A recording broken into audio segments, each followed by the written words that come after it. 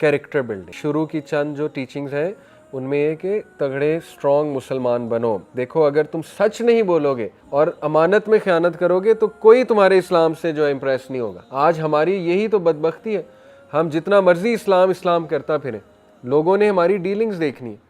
वो गोरे हंसते हैं कि पाकिस्तानी जो है वो सबसे ज़्यादा झूठ पाकिस्तानी बोल रहा है, वहाँ दूसरी कंट्रीज़ में जाके सबसे ज़्यादा 2 नंबरी आपकी कंट्री से आ रही है। उनके यहाँ तो कॉन्सेप्ट ही नहीं है दूध में पानी मिलाना, उनको तो दौरे पड़ जाए अगर वो ये सुन लें कि क्या क्या मिलाया जाता है, क्या क्या किया जाता है। तो इसलिए ये है अर्लीस्ट टीचिंग्स कि देखो अगर किरदार नहीं है तो फिर कुछ भी नहीं, कुछ नहीं, कोई तुमसे इम्प्रेस नहीं होगा। बातें बहुत है लेकिन करेक्टर ज़ीरो है।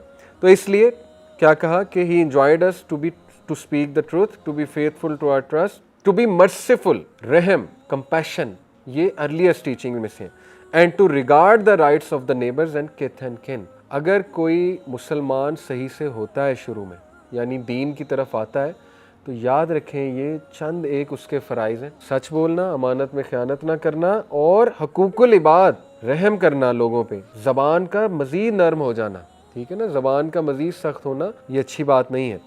और ये कि राइट्स ऑफ नेबर्स और किथ एंड किन, रहम के रिश्ते, सिला रहमी जिसे कहते हैं, ठीक है।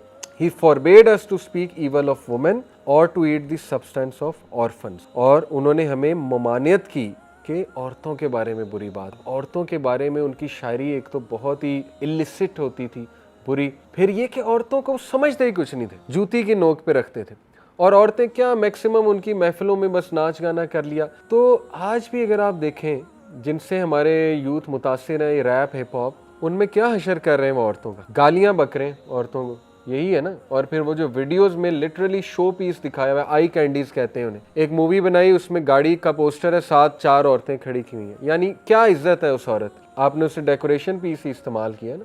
वो शेख अहमद दिदात तो एक बड़ी फ़नी बात करते होते थे रहीमहुल्लाह, कहते थे कि ट्रैक्टर का इश्तिहार साउथ अफ्रीका में और साथ बिकिनी में तुमने जो है लड़की खड़ी की हुई है, एक्सप्लेन दिस टू मी। उस लड़की का ट्रैक्टर के साथ क्या ताल्लुक है? ट्रैक्टर तो मजदूर चलाता है, वो तो फार्मर चलाता है, वो लड़की तुमने क्यों खड़ी की हुई है? तो बड़ा मज़े से कहते थे कि मैं एक ओल्ड मैन, इवन मैं जो है मेरे जज्बात भड़क जाते हैं इस तरह की चीज़ें जो है वो जब नज़र आती हैं।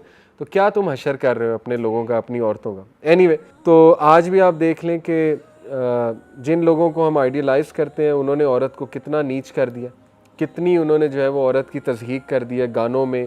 एमिनेम के गाने आप देख लें, बाकायदा गालियाँ होती हैं उसमें औरतों को, पुराने दौरे जहालत में ज़ाहिर है हम सुनते थे इसलिए। एनीवे, तो ये कि औरत की इज़्ज़त करना और औरत की तकरीम करना, और औरत के बारे में देखें सूरह नूर में आता है कि जिसने पाकबाज औरत पे कोई इल्ज़ाम लगाया, कोई गाली बकी, गाली भी इल्ज़ाम ही है ना, तो 80 कोड़े उसकी सज़ा। अगर वो 4 गवाह ना लाया, उसने प्रूव ना किया, तो उसको 80 कोड़े पब्लिकली मारे। इससे ज़्यादा और क्या ऑनर कर सकता है कोई रिलीजन, मुझे बताएं। औरत को इतना बड़ा ऑनर दे दिया औरत के बारे में। खैर, ये अर्लीस्ट टीचिंग में से है कि do not speak evil of women और to eat the substance of orphans.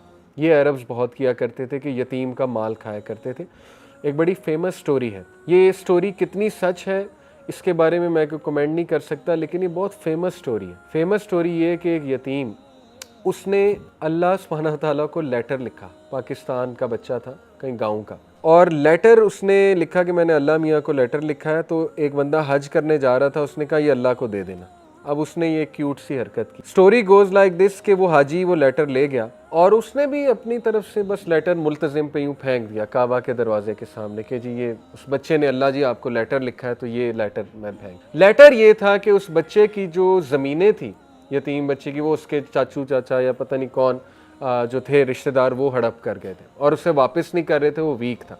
तो उसने लेटर में ये लिखा था कि अल्लाह जी ये ज़मीनें छुड़वा दे। अब वाक़या ऐसे है कि वो लेटर वहाँ सऊदी पुलिस ने फ़ौरन पकड़ लिया, उनके हाथ लगा, उन्होंने कहा पता नहीं इसमें क्या लिखा है। उन्होंने ज़ाहिर है उसको फिर समझा होगा, उर्दू था तो समझने की कोशिश की इसमें आखिर लिखा क्या है, क्योंकि वो बड़े अलर्ट होते हैं। वो लेटर सऊदी मिनिस्ट्री गया, मिनिस्ट्री ने जब पढ़ा तो ज़ाहिर है वो बड़ा मूव हुए कि यार ये देखो इस बंदे ने कैसी बात की है। वो लेटर किंग की तरफ गया, किंग ने ज़ियाउल हक को कॉल की। Story goes like this, Ziaul हक उस वक्त प्रेसिडेंट था। ज़ियाउल हक को कहा कि ये जी मामला है, और बताया ये जाता है स्टोरी में कि ज़ियाउल हक ने फिर उसका केस खुद लड़ा और ज़ियाउल हक ने उसकी ज़मीनें उसे वापस दिलाई। अब ये कितनी सच है मुझे नहीं पता, लेकिन ये बहुत मशहूर है। आप अपने बड़ों से पूछेंगे शायद उन्हें पता हो, उस दौर में बहुत मशहूर थी 90s। बहरहाल अगर सच है तो आप देखें कि अल्लाह के लिए कोई भी आप क्यूट हरकत करेंगे, अब लेटर लिखना ये हमारे लिए एक रिडिकुलस हरकत हो सकती है कि यार तू डायरेक्ट दुआ कर ले, लेकिन नहीं, उसको समझ आई मैंने लेटर लिखना है अल्लाह मियाँ को,